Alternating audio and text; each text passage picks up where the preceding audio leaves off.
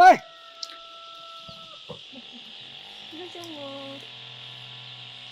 Hiền thầu gì tàu á tàu hết rồi Là xí xưa. tàu hết cả Hiền sao sao sao sao xem chị tí nó đấy đó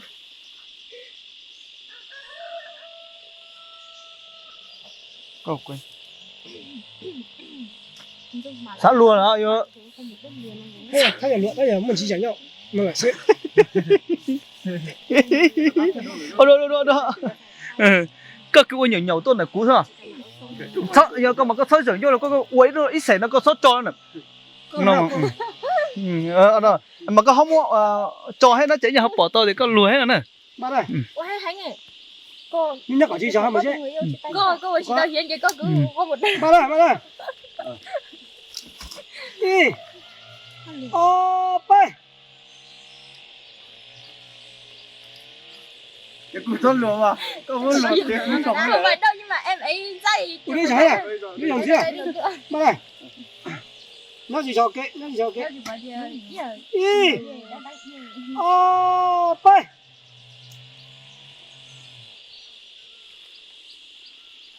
Tao là tụi con đi một chút được cả. hiền này thì chỉ có nhỏ nhỏ liền chuyện đang im Có sao nó đi cái con gì nó hết à?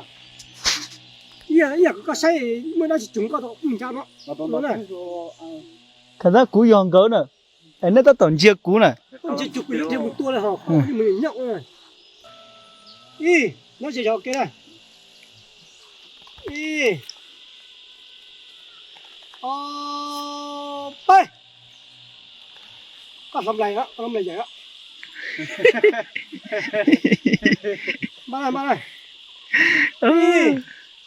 Nó chỉ cho cái. Đi.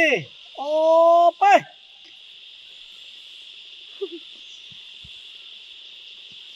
tao hay cả Chỉ đạt đây rồi. chả chỉ tao Là lên là xí tao ha, là xí xưa. Giúp cái sao? lên mà Ở bên đây mình sẽ đi mà hiền hiền thế đã liền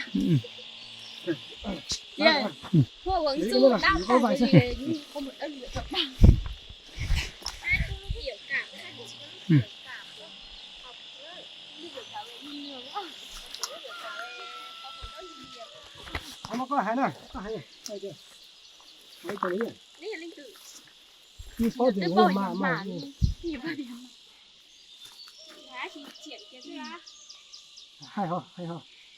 đi bên tàu chờ như sao có ngõ rồi tàu tuổi kia tàu Cái nhìn đầu mà, cái nhìn đầu ấp tề xưa. giờ qua ấy dây tàu giá chỉ Nó chú ở trên nó này. Chú ở trên nó. Chú ở trên nó thì có hai cái.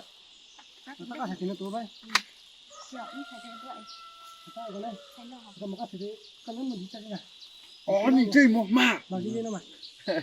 Cậu nữa này. Có xây mà, có xây được coi. To.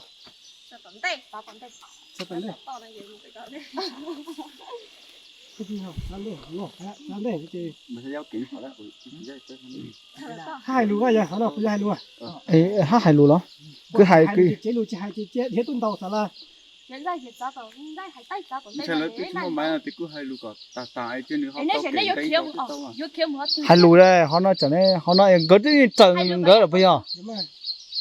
họ tới hai lù tại đây trời là giờ tới tao hai lù đây chỉ có hai lúa Hết hai lúa.